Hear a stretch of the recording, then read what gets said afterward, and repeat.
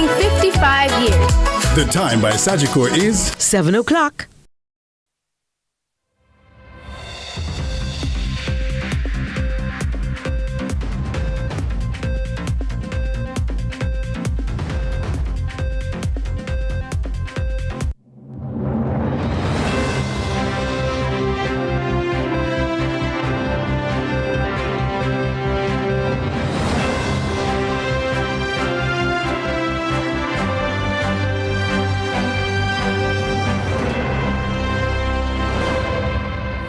Tonight on CVM News at 7, Tufton ranks JLP performance 8+ out of 10 and appeals to electorates to, quote, choose Jamaica, unquote.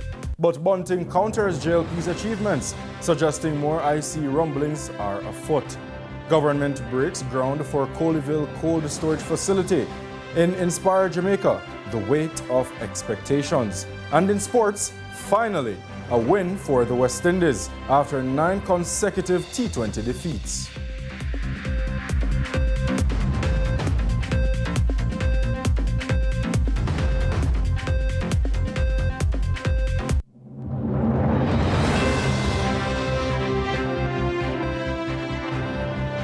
From Kingston, Jamaica, this is CVM News at 7 for Sunday, August 3, 2025. I am Ronaldo Adams, and thank you so much for joining us. The fight for victory in the upcoming elections rages on as the People's National Party (PNP) President Mark Golding claims that he does politics for the people and not his politics. Kevin Black has more.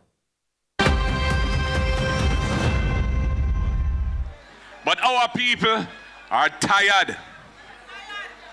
I'm tired of being told to wait. Tired of paying more to get less. Tired of watching our youth lose faith, our elders suffering with lack of care, and our workers losing their rights and their hope. The People's National Party (PNP) is combating accusations of self-enrichment from their political counterparts, assuring the public that their priority lies in the best interest of the nation. Opposition leader and PNP President Mark Golding addressed these and more while speaking at a PNP parish meeting in Westmoreland Saturday night. I did not come into politics to get rich. But when I came into politics, I was one of the top lawyers in Jamaica. I had been blessed by Jamaica, land we love, land of my birth, and I came to serve the people because I felt a commitment that I must come here and do what I can to make this land a better place for all.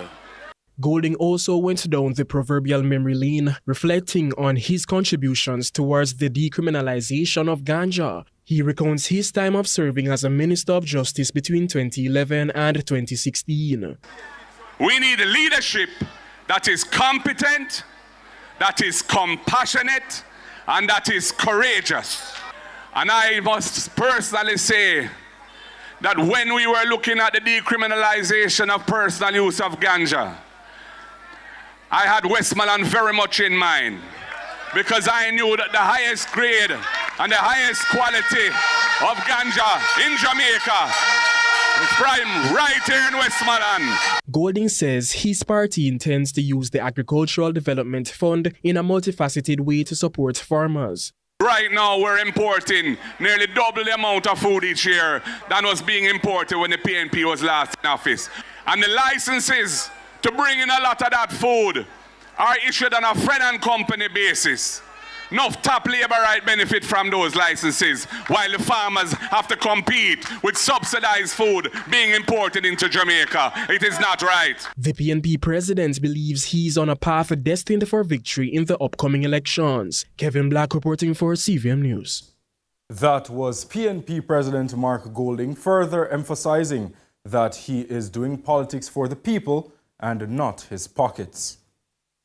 Nearly a decade after pledging sweeping reforms, the Jamaica Labour Party, JLP, is under scrutiny for allegedly failing to deliver on some key governance commitments, including a grand referendum on contentious national issues an impeachment clause, and the establishment of fixed election dates. Head of the JLP's Manifesto Committee, Senator Kamina Johnson Smith, offered clarity and an update recently.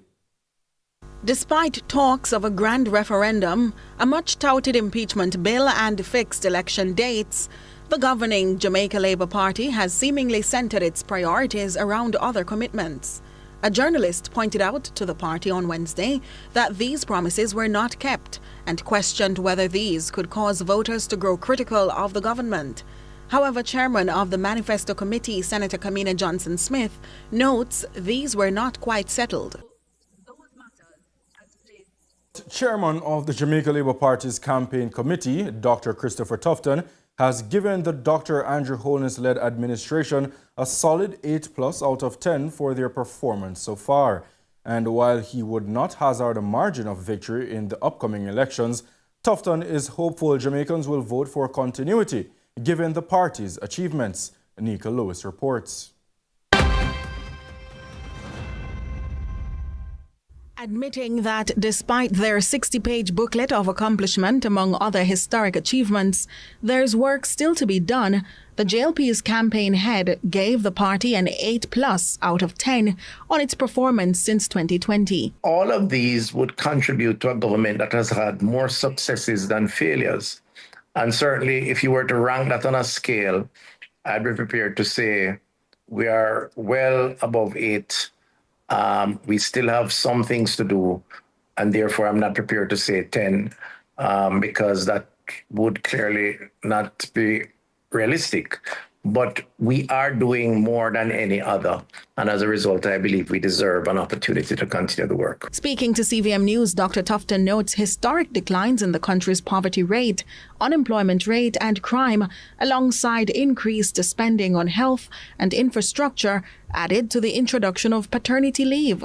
And although he would not attempt to predict the margin of victory in the pending general elections, the minister notes some voters could likely be experiencing fatigue, which could influence votes. He quickly adds there are more who are for them than those who are against them. Well, crime is a very, very big thing. People are very concerned of crime. I believe there is no Jamaican today that does not see crime now being at least, or the reduction of it going in the right direction. So when you weigh everything in the balance, I think there's more persons who will think that Jamaica is going in the right direction to get the vote. Now, how that will manifest itself in seat counts is a function of many things, a function of whether or not the other party is able to bring out their base support. I don't think they did a good job at it in 2020. And so you could end up having seats, a different kind of count. For us, what we're hoping for is that we have the majority. And so the work for the people can continue. Dr. Tufton also encouraged some voters distancing themselves from the process, adding this is among Jamaica's most critical elections. For us, the message is to the voters of Jamaica, this is a serious election because it could mean advancing further or it could mean stalling that advancement. And that's why we say to the uncommitted, exercise your right as you have it, not to stay out as you're entitled to, but also to express yourself at the polls when the time comes. And Nika Lewis, CVM News. In other news, the government has launched a new digital portal aimed at making Jamaica's laws more accessible to the public. The initiative is being led by the Ministry of Legal and Constitutional Affairs and is expected to boost the legal transparency and improve how Jamaicans interact with the justice system.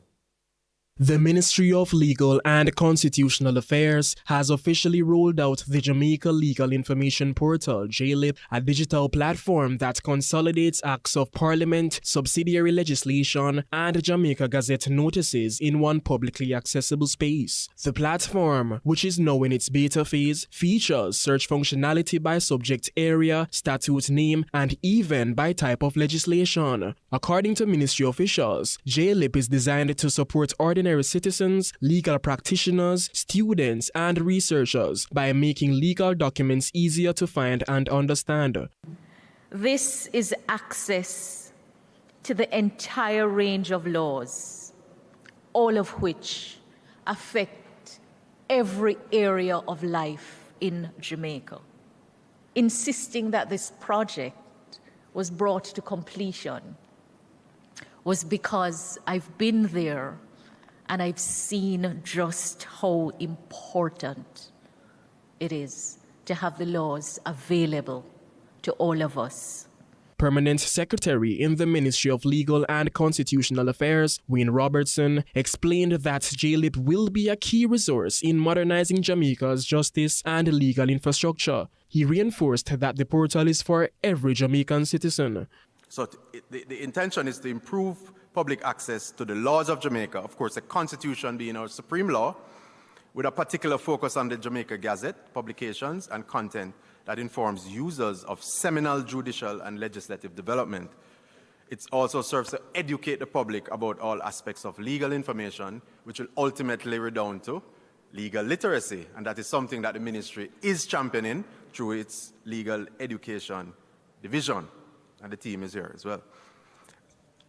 Also, another very important purpose is to provide a facility for the public to express their views on or query the status of any law. They can interact with the system. We're going to show a demo video later on, so I won't preempt that process. The website has been designed to serve legal professionals, academics, public officers, and the wider citizenry, the man in the street, the man that sell down the market, Coronation Market, banana and yam. It's for those persons too. And we do have a chatbot that allows for you to ask questions.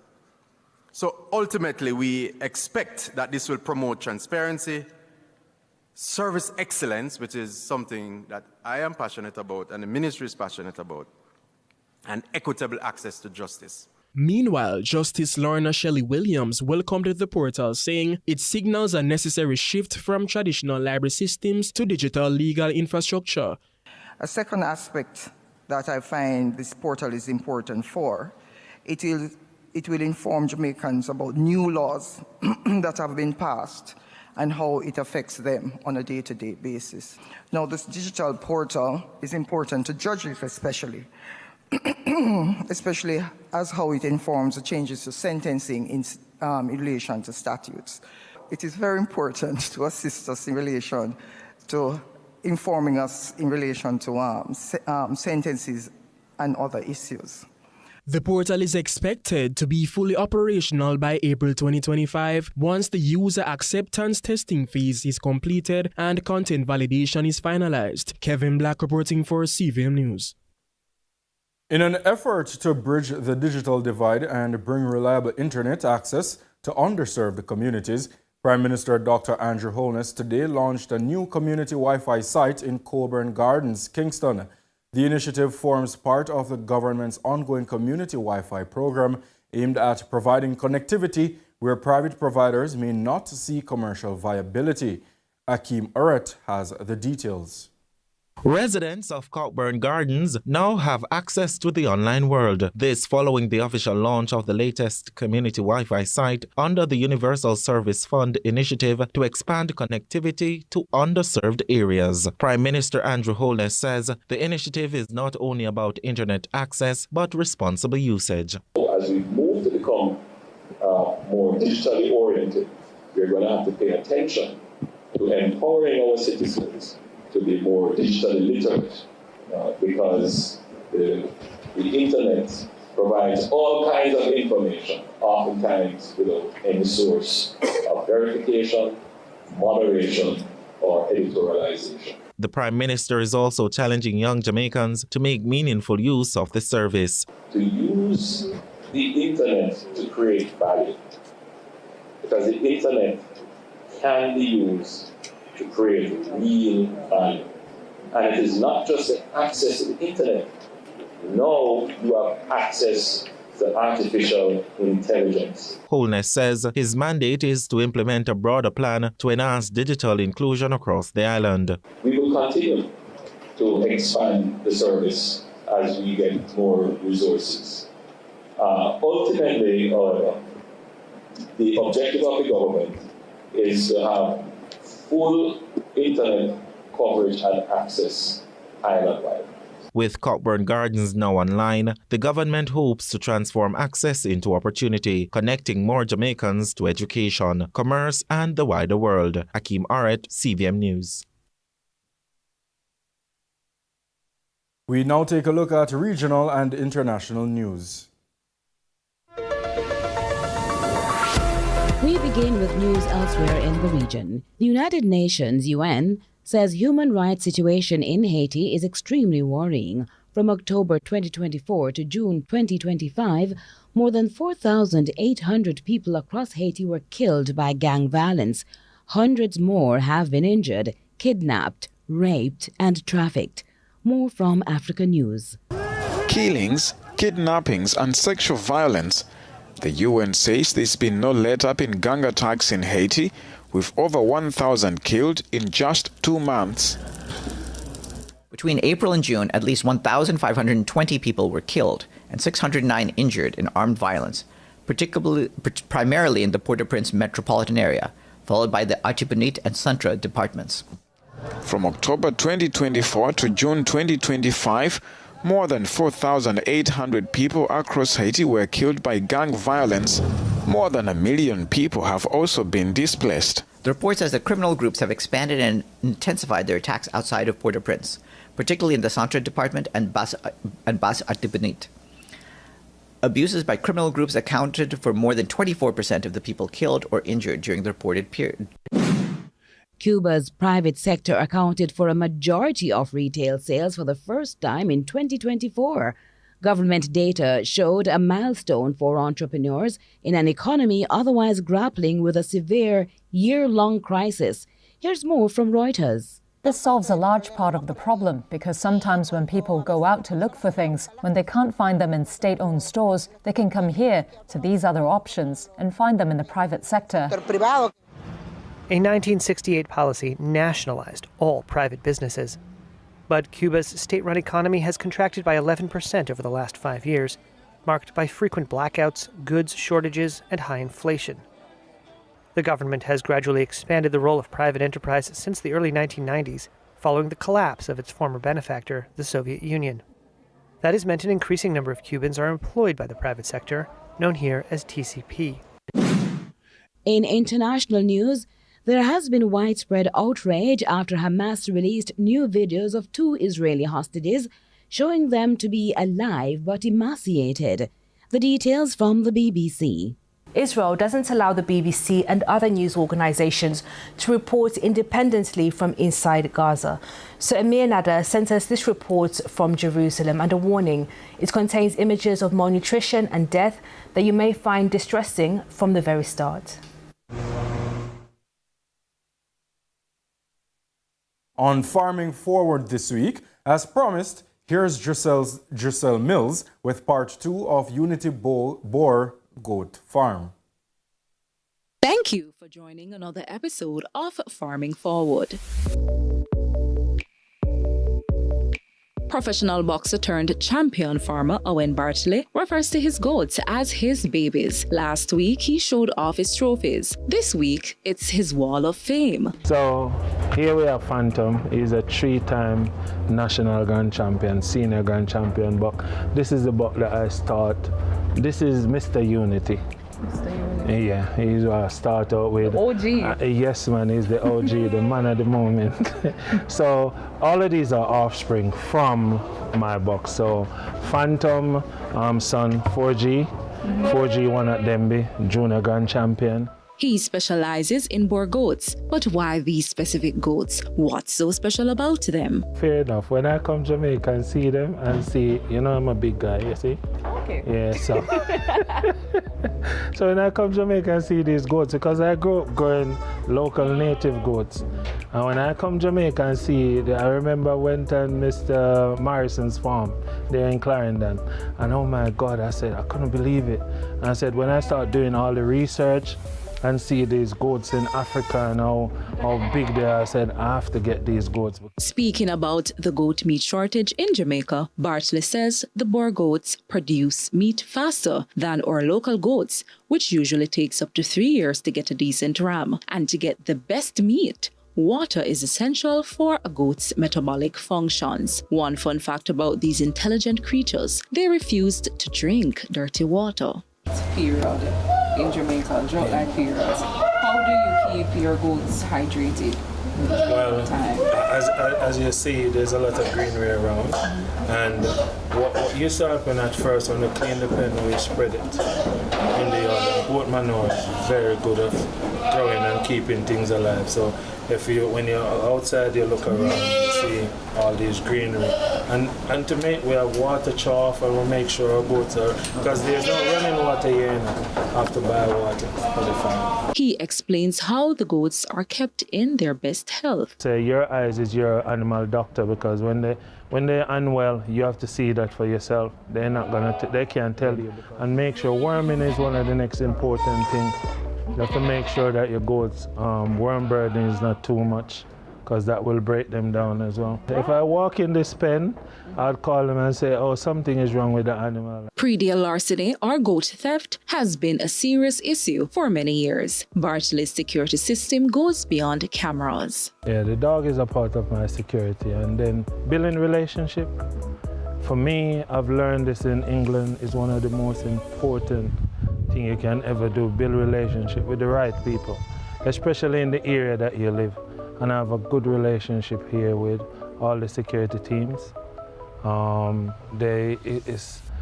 never had a problem with predial larceny, and because of the relationship that I've built and the way that I protect my place. I have cameras everywhere, and if I don't sleep, and because thief was what take my dad's life, and that's something that I take very serious, and my security is always up.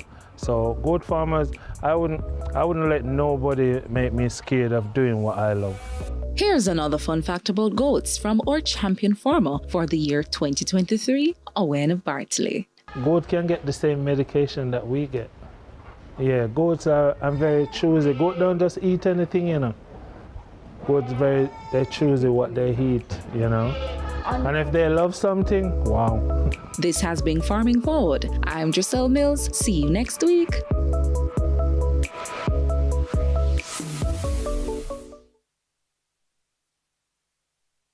It's impossible to measure the weight of worry children carry around, much less getting them to spill it, especially since the person or persons asking may be a trigger at home or at school.